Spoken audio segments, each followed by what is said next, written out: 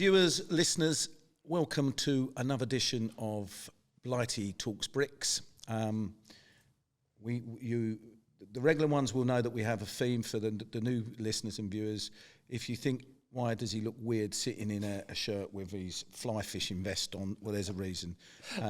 My guests that come on, I always like to find something else to start the conversation with, or just an icebreaker, really. And I'm wearing this because my guest today is someone I've known for more years than I really want to talk about, but certainly I think we're pushing 35 plus. So I've known him a long time. I've been involved in a number of property things with him. But the one thing that this man super excels at is fly fishing. Well, I say fly fishing, particularly fishing, but my experience fly fishing, and I'm wearing this in honour of his ability. This man could catch a fish in a puddle. That is for sure. When he was in the office today, Anne-Marie in the office turned around and said, well, if you're going to do that, why don't you wear waders? And I thought, you know what, waders, but long leather boots or rubber boots, I'm not sure that works either. But so with no further ado, I'd like to welcome my guest today, absolutely fantastic human being, someone I'm very honoured to know. It's been a pleasure to work with. He's just an all-round top guy. Welcome, Chris Crook. Hi, Thanks, Chris. Steve. Very kind of you. How are you? I'm very well indeed, thank you. So going back to, I'm not going to touch on fishing because I remember you catching 5 species of fish on fly. And for the fisherers that are listening and watching will go, that's not possible. Trust me, I witnessed it. He is amazing. But I want to talk about, the days when we met. But before, how did you get into the property world? I started off playing Monopoly day after day with a cousin of mine. And we used to get into the almost almighty arguments and fights because we bent the rules. There was no limit to the number of properties you could put on one of those squares. Right. Okay, so you could land on Old Kent Road and it might have 6 hotels. It didn't matter whether it was Mayfair or Old Kent Road. And I put a lot of it down to that. I also had an uncle who was an architect, and I was very interested in what he did.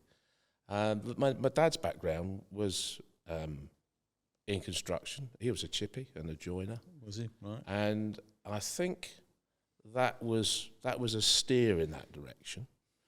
At the time that I came to be thinking about leaving school and going to university, I thought, well, what am I going to do? This was the time of the 3-day week. I don't know if you remember that. But yeah, I do. The lights were going out. National strikes. Yep.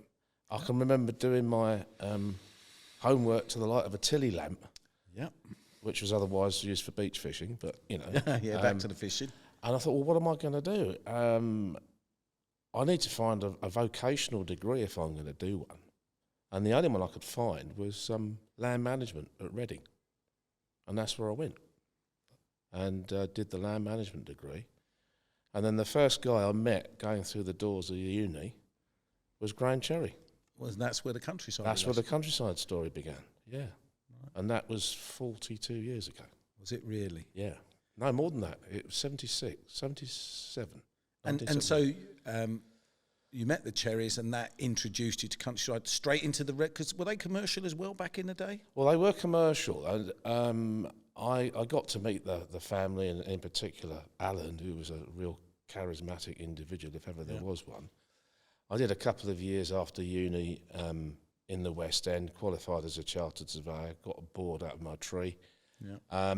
And one day I got a phone call from Countryside, and they said, well, look, we've got a fledgling commercial division, because I was working in commercial property at the time. Are you interested? I said, cool, not half. And I think I left Mayfair on a Friday when the most exciting thing I was doing was a rent review. And on the Monday morning, I was in charge of 5 office buildings under construction. That was the deep end. Just threw you in there and on you got with it. Yep. Yeah. Just a couple of things, because one of the passionate things I am about this industry, and I know you and I have touched on it in the past, is you went to uni. Yeah. I know you're a bright guy. Do you think that there's still an opportunity for people to get into the industry without exams? Yes, I do. Without qualifications? Absolutely, absolutely. I mean, some of the early influences on my development career were people that had come up and through straight from school or maybe a year or two at college. I've never regarded the degree as a, you've got to have it sort of thing. I think it's very useful if you want to be qualified as a chartered surveyor, relevant specialisation. But no, not at all. And I'm spending some time at the moment with a friend who is involved in trying to do mentoring and training and initiation for people at school leaver age into the construction industry. It's the early days at the moment, but it's going to get going. Well, look, listen, just on that side issue, if there's anything that I can do or BPC can do, then I'd love to help. Thank you. Because, it's one of the things that the industry is great at doing, accepting people in that don't have qualifications. Yeah, I mean, I have to say that a lot of schools do not give the best careers, for sure, training into what things you can do in property, and the breadth and the depth and the scope of that is incredible. Every time I ever speak to school kids about it, they think, "Oh, that's amazing," And when you say, "Well, if you had this job, you could be earning so much," then they really get interested, of course. Yep. And I think there's a message there to be got across that there are careers, there are opportunities, and because we're building houses, we're not all about destroying the planet. We're about housing the population. And that's a big issue. Well, that's something that we'll come on to. But I mean, that's one of the stigmas out there, that house builders are these terrible people. Yep. That all they do is they put these horrible boxy type houses, and nobody wants them. And by the way, they've got an ally in the government at the moment. Jesus Christ! I mean, what are they up to? But I just don't want to jump too far ahead, because you were at Countryside for many years, and maybe, if I'm saying, probably for about 15 years or more, maybe as 28 years. Yeah, but in terms of managing director. Oh gosh, I don't know, 10, 15 years, something like that. Yeah. Did you feel that when you left? I mean, Countryside was an amazing business, particularly back in the day. I think it's a different animal today. It is. Yeah. It was groundbreaking. Yes, I mean, we were given tremendous opportunity to create things from pretty much nothing. Bearing in mind the planning climate was different. Yep. I can remember going to meetings with planning authorities and saying that we wanted to do development in this way, and then we'd talk about it and maybe come up with a new house type range and come up with some innovations on the infrastructure and landscaping and all that kind of stuff, rather than being told how to do it, which is the way it is today. It is that way today, isn't it? Yeah, and so the scope for creativity was fantastic. And there were an awful lot of creative people at Countryside at that time, bearing in mind we had our own in-house design teams, some really talented people there that have gone on to bigger and better things. Yep. Someone like Steve Stone, for instance. Yeah. He was in the drawing office at Countryside. Oh, was he? I didn't know that. Back in the day. Know that. Okay. And that opportunity for a relatively youthful team of people was seized with great enthusiasm, and you couldn't repeat that again. You really couldn't. No. And that's sad, isn't it? It is very sad. Because if anything, we're crying out for that now. Yeah. But you go to so many authorities and there is a prescriptive approach to development, there's a prescriptive approach to density of housing. I mean, it takes some schemes that Countryside did in Chelmsford. It was us that went to the authorities and said, we'd like to integrate some affordable housing. Was it really? Yeah. Can you believe that? Well, yes, but it's been forgotten. Yeah. Yes, I don't think... Listen, I'm moaning at the government, but I'm also moaning at our industry. We don't we don't promote ourselves properly. No. That should be remarked in conversation. That should be something. Is a great line to sit there and say, did you know what Countryside? Not just Countryside. There might have been others. I'm sure that Tony did it. Tony Pidgley did it at Berkeley. But we don't bang the drum, do we? No, but equally, I would be critical of those that have gone out of their way to try and avoid having to provide it. Okay. With spurious viability arguments and so on and so forth. And I think that has done the industry no favours, that those people that have fought against it have then affected policy that's followed in the way that then you all've got to do it, and you've all got to do it a certain way.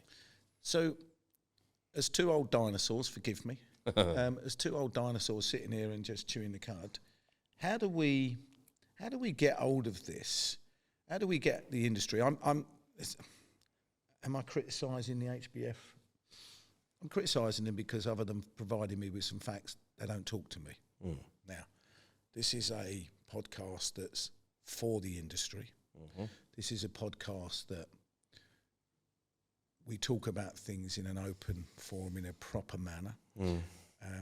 We'll also make sure that everyone that comes on the show is comfortable with what we're saying. It's not a witch hunt, but for them to go, oh no, we don't want to come on. That's not what we do. I don't get my head around that one. No, that's a shame. I don't know why that should be. I mean, what gives me great heart and encouragement at the moment is that the housing crisis is beginning to be recognised. Yep. People are beginning to understand it a bit more. I've always said that we will see the greatest sea change when the young people start saying, we want new houses, and that has begun to happen.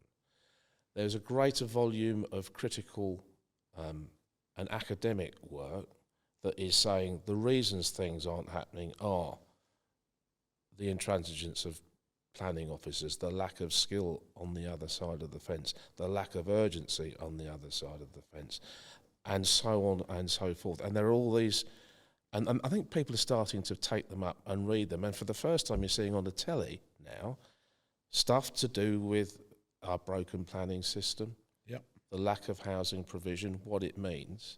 You know, my family get absolutely sick to the back teeth with me about this. But the reason we have got homelessness on our streets is because partly we haven't built enough houses in the last 40 years.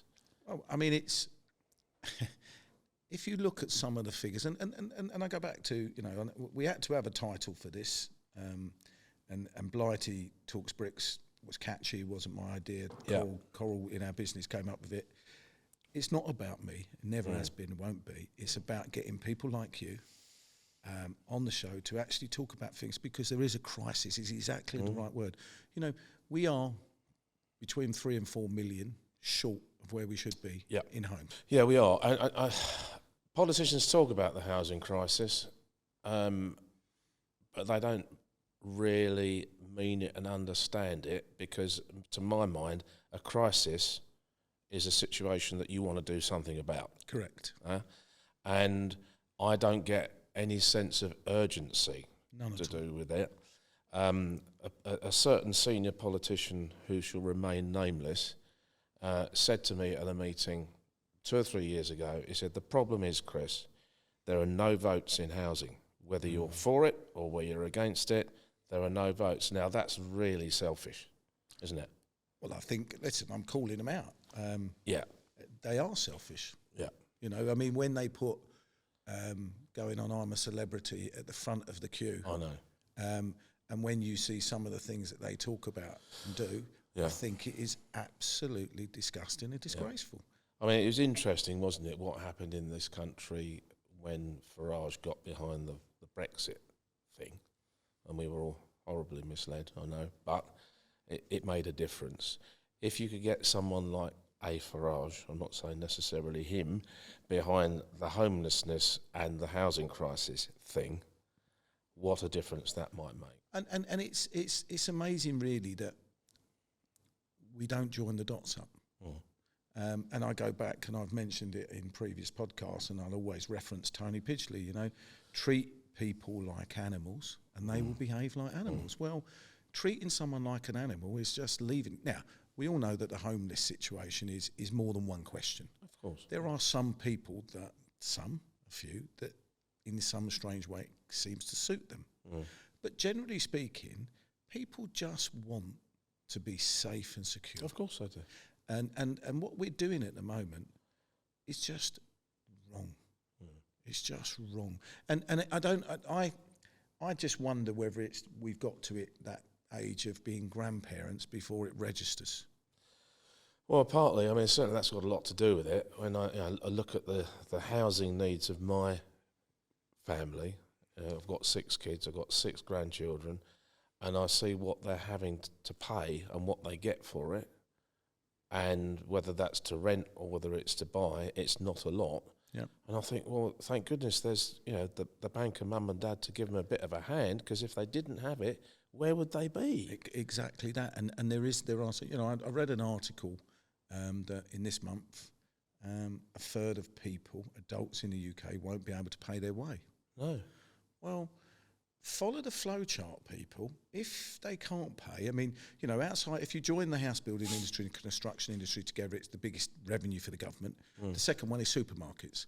Well, hello, supermarkets, you need to wake up, because if people ain't got the money to pay for it, they're going to come in and nick it. Well, that's what's happening at the moment. And that's exactly what's happening. And crime. And then we start, and then we go back to being animals. I mean, I was with a client this morning who's got a private rented portfolio down in East Kent. And it really upset me to be talking about letting a 2-bedroom seafront apartment for nearly £1,000 a month, and the lady that wanted to rent it was 82 years old. Really? And that's all she's got. And what happens to her when she can't afford that rent? Where does she go? Where's her family? And you think, God, that is wrong. I think thankfully she's got it, but to have to be of that age and having to pay a market rent, because that's all you've got. How do we? I think you and I have just touched on, and most people that I speak to in the industry, and what I will say while I'm on this, that the podcast is now getting over 100,000 views. I mean, this is organic. I mean, this is no time at all. And it's been deliberately meant to do that, to actually engage with people, not just in the industry. If I sat here, and forgive you and I, if you and I sat here and we did a podcast and I just got a couple of people on the property world in, it would be 2 men and his dog.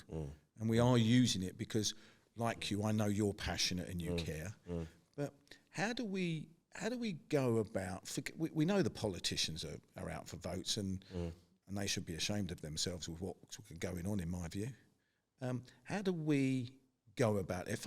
If Mr. Rishi wakes up tomorrow morning and he goes, right, okay, we're going to do something about it, what could we bring to the table? What solutions could we, to get the ball rolling, to try and deal with this planning issue first of all? I think you've got to get an acknowledgement that housing crisis exists, and it's meaningful, and its results are X, Y, and Z. And I think you've got to get people to believe that. If they start to believe that, then they'll start to act differently. And I think one of the things that they need to do is to put some empowerment into planning departments in terms of the quality of people and therefore the package that they're paid, because it's not attractive. Would you want to be dealing with the likes of you and me all day, at you all the time, saying, what have you done about so-and-so? No. But I mean, you mentioned Farage. The country does. Politicians wake up when a group of people make a noise, and that's why I'm doing this. I'm past my sell-by date, but I'm making a noise because I care. And the trouble is, we're in a world where we're also scared to talk. We don't want to make a noise. It's not good for a PLC of a chairman to come out and make a noise. And so I've, with some people that are behind me saying, look, we've got to do something. Well, I think the industry's got to help itself a bit. Correct, as well. Absolutely. Because I can't, there's been some publicity of chief execs earning some ridiculous sums of money. Yeah. Okay. Whichever way you look at it, you cannot justify that. It's a fact of life. Nobody's worth that, but that's where the industry is. But it's a fact of life. That's no different to the pharmaceutical industry, which I've used before. We saw the Farage again. I'm not picking on, you're not picking on, but the debacle with NatWest, where we found out that the leader of the chief exec of NatWest was on 10 million. We're always going to get people in top of any commercial business that makes money. But unfortunately, it doesn't do the industry any favour when it comes to look how much he's making, look how much they're earning, look at their return to shareholders and so on and so forth. Yet they say they can't afford to do this particular phase of development with some affordable housing in it. And that doesn't help. And there's an element, there's two sides to that story. But it shouldn't be something that actually, and I've been told by various people who are a lot more knowledgeable and at higher pay grades than me, that we took Help to Buy out because it was considered that certain house builders were making money. Well, that's pathetic. We need Help to Buy because that's exactly what it is. We need to get the youngsters on the ladder. I know. I mean, people say, well, interest rates are low. Yes, they are low historically. But look at the amount of you've got to borrow compared to what we had to borrow 30 years ago. And I think the other side of the coin is what people don't look at in the mortgage, the available mortgage products out there. Yeah. If you're in the 5% and the 10% bracket, you've got to be related to King Charles. I think also we need to make new homes more attractive to people. Yeah. And I think because of the way that a very prescriptive planning policy has been applied in some districts, you get a uniformity of product that makes it look the same wherever you go. And I think if you went back to the days I was telling you about in Chelmsford, I know it's a long time ago now, where you were able to introduce some variety by having some really low density stuff next to some medium and higher density stuff. You don't see that range now. There's a sort of a sameness, a homogenised sort of product where the densities are around about, I don't know, in developer terms, 17 to 20,000 square feet to the acre.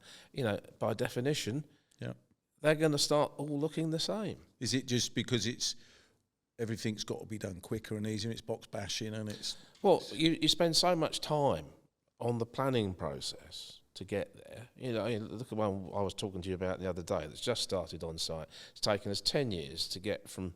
10 years, 10 years from the first get-go to the first cutting of a sod to make the roadway go in.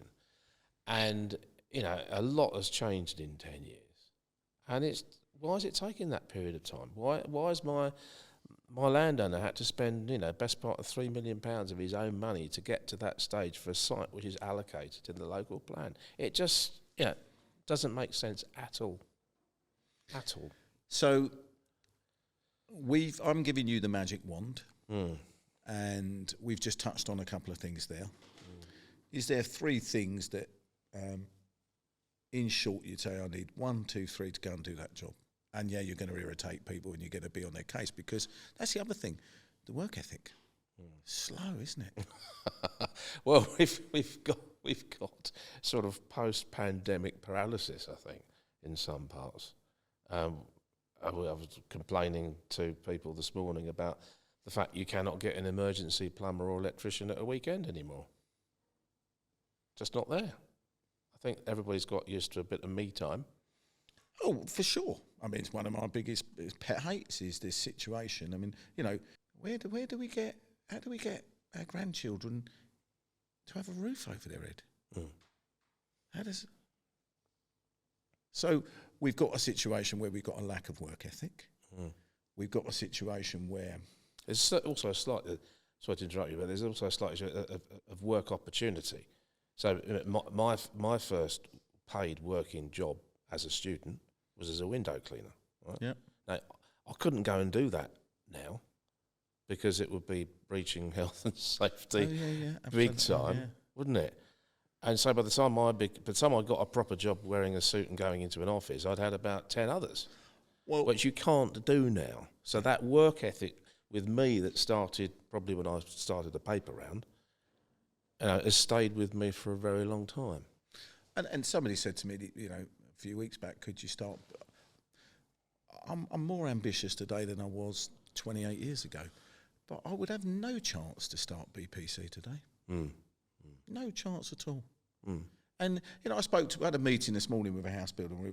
We'll leave the names out of it, but a small situation looking for a small, literally a barn in Essex. And the guy is coming from the northwest. He's a contractor, planning guy, and he lives in the northwest.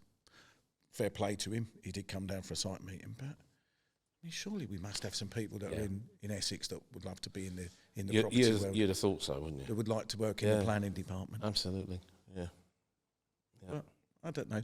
All right, so let's move on to make it a bit more positive, because I can see us both slipping down in the chair, getting more and more miserable. What parts do you miss now? Now, I mean, when you was obviously a bit stereotyped being a countryside. I mean, from 16 to the age of what was the shock when you went out and started on your own? What was the shock? Yeah. Cool, that's a good question. I'm known for them, by the way. I don't remember being shocked. I remember feeling like this is like, early USA Western pioneers, let's see what I can find out there, because I've got to go and shoot what I can and eat it, Yep. And I took the decision that, well, first of all, no one's really going to be interested that you were over there the other day and now you're over here. They're going to want to know what you can do for them, what you might get out of it. And so I set myself the objective of going and talking to as many people as would see me for a chat. Not to say, can you give me something to do? But just let's have a chat about, like we're doing now, about the market, where the opportunities lie, what's going to happen. And out of that came my business. And it's just never stopped since then. So we're in year 12 now, I think. Is it really? Yeah. Is it really that long ago? Yeah. Wow. Yeah. I remember going to an RDAS do. and you being at this RDAS do, because the other thing that Mr. Crook is really good at is he's actually a really good musician as well. You was in the band at an RDAS. That's right. Yeah, that was a tough year. Yeah. And I remember coming in and walking up to you and humming the UB40 song.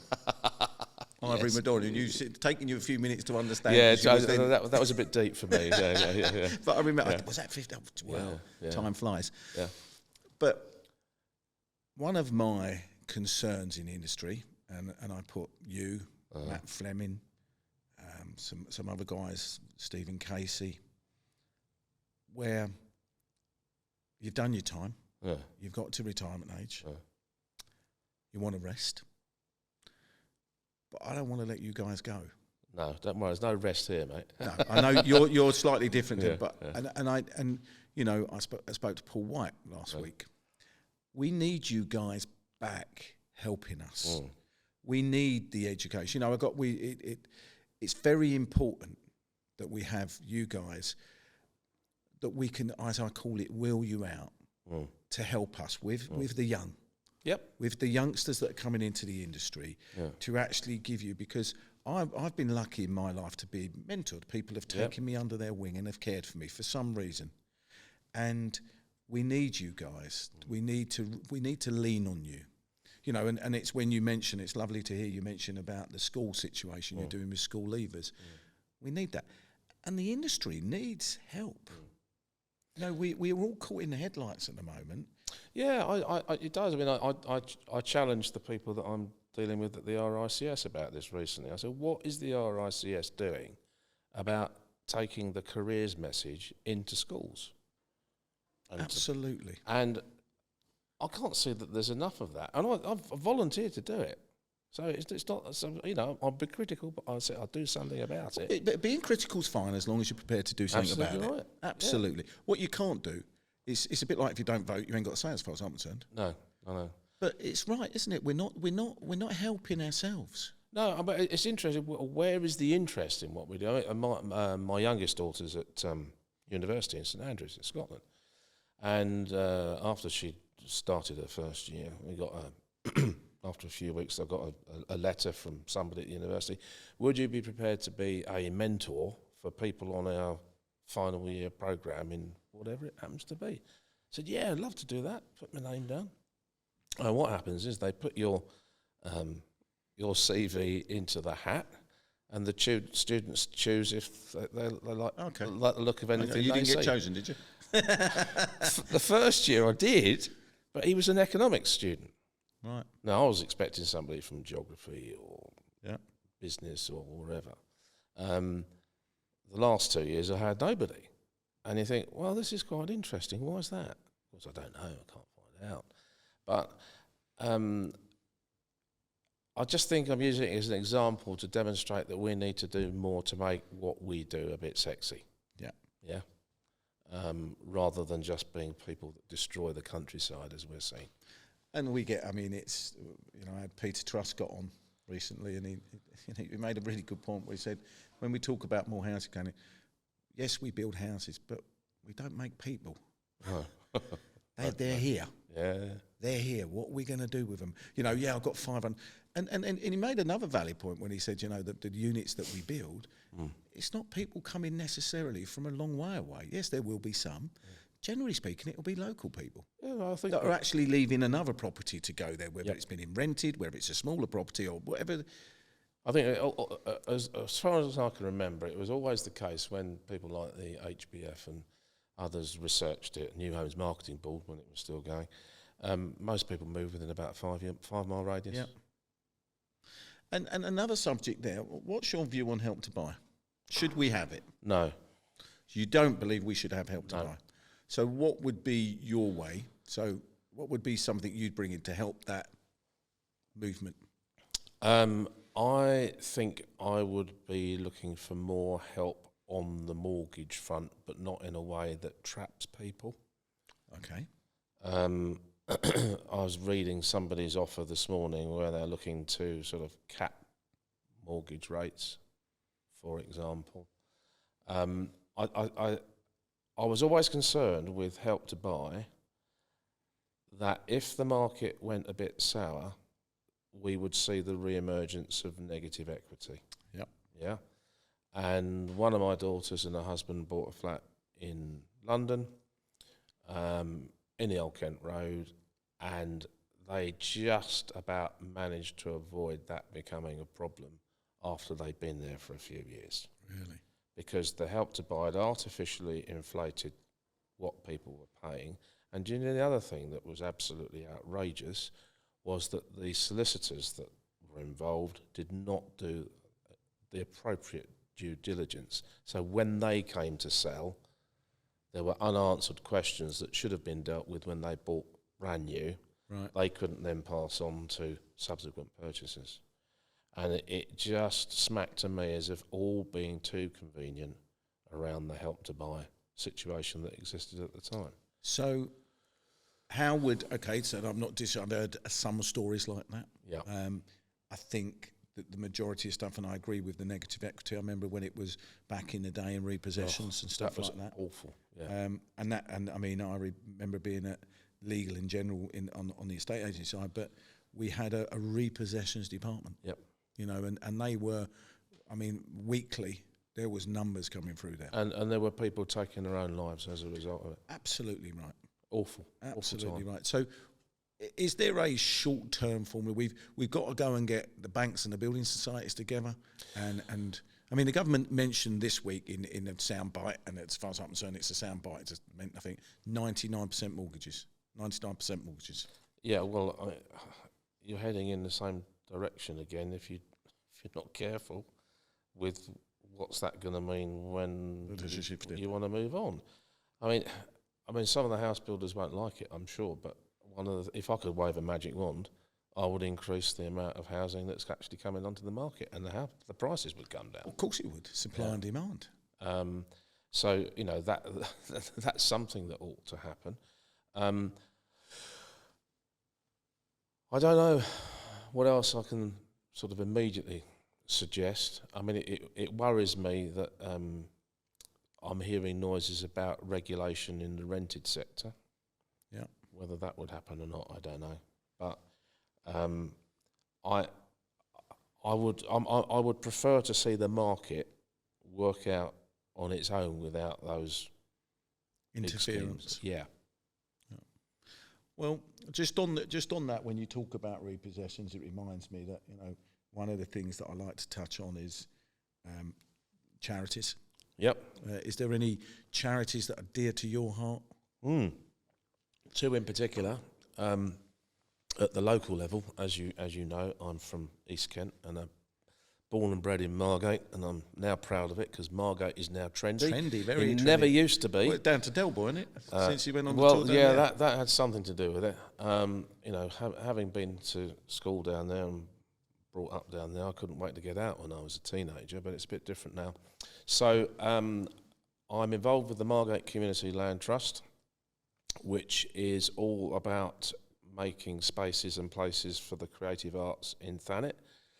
We're a new charity, we're just up and running, and we've got some government money to spend, and I'm heading up the property committee that's trying to spend it. But the industry, the creative arts in Thanet are a huge industry. And we've just completed some very valuable survey work, and the range is incredible. I've seen some amazing organisations ranging from one man and one lady bands where they might be doing something fantastically creative with fabric or pottery or something, through to studios that do some of the sort of world-leading animations, and we've got them all. So that's really quite exciting. So that's my first local charity. The other one is the GAP project in Broadstairs, which is in a building that I had quite a lot to do with in terms of its planning and design. It reaches out to the local community. There's over 1,000 people come through its doors every week. It ranges from elderly people to special needs to education and training, and there's a homeless drop-in as well. Is that really? Yep, and it does a lot of work there, so they can get showers, they can get sorted out, they can get a hot meal, all that kind of stuff. And this is right in the middle of Broadstairs, and there's about 120 volunteers that work there from time to time. Some of my very good friends are involved there on a daily basis, and I think it's because it's very local. It's important to me, but yeah, it starts to address some of those issues that we've touched on, but at the small local level. Well, big shout out to them. Yeah. And that's lovely to hear. And I'm always, charities are big. I mean, how much I do in charity world. Another question. I as you know, I struggle with my emotional wellness. Yeah. I've changed that word since speaking to one of my Anna Goff recently, who was just a lovely lady, talks about certain things. You've always seemed pretty in control and solid, really, to me. How do you, I mean, that might be a facade. You might actually say to me, actually, like, behind the scenes, I'm a basket case. But how do you deal with your emotional, because you always look in control. And I had one of my guests on, DJ Spoonie, I said, Jonathan, you always, do you have a mechanism? Do you have, because people out there struggle, are always looking for something to find to help them. Yeah, I mean, I was talking to someone about this yesterday. In fact, the guy who wrote that poem that I sent to you. Yes. And if you look at some of the studies that have been done on this, I can tick a lot of boxes in terms of how to sort of keep it together. Right? I live on the coast. Yep. Okay, I can go across the road, and I can jump in the water. Whether it's freezing cold, or very, very cold. I can go running along the beach every day if I want to. I can cycle for miles along some fantastic coastline. I've got an amazing family, incredible wife. They're lots of fun. I'm involved in the community. I'm involved with charity, involved with the local church. I've got a good balance of stuff. And I'm a fisherman. And my real sort of clear the head times is when you go fishing. Is when I can go fishing. And of course, I'm very fortunate. I can cross the road. I can go down onto the beach, and I can pull out some bass, and they come back and they're on the barbecue. I mean, it's like love. That's the bit that's done me on that. Yeah. I was within all the other things. I go fishing, and I fish, and I don't catch a fish, and you catch not one but 2, 3, 4, 5. I mean, you've seen Love Island on the telly, haven't you? I have. Yeah, it's been based on life in Thanet. Look, listen. I mean, before we sat down, I said to you that you might find time goes quickly. Yeah. I know, and we do. We do chew the cud quite a lot. Yeah. Sadly for me, because I've really enjoyed this. Our time's come up. Wow.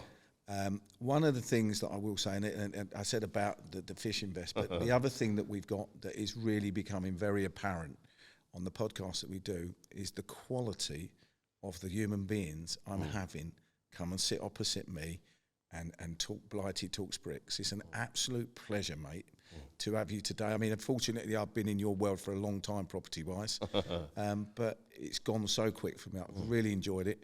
We've certainly poked a few bears. We have, haven't we? And I am not fishing with you anymore. Simple as that. I am done. The only reason I go fishing with you is because normally the first trout we catch is lovely on the barbie. Yeah, but, absolutely. Chris Crook, been an absolute pleasure to have you on. Thank you very much for coming. Listeners, viewers, I'm biased. This show gets better and better, and it's the quality of the people that come on. I hope you've enjoyed it as much as I have, and I look forward to seeing you all in the future. Take care. Lovely to see you. Cheers, fella.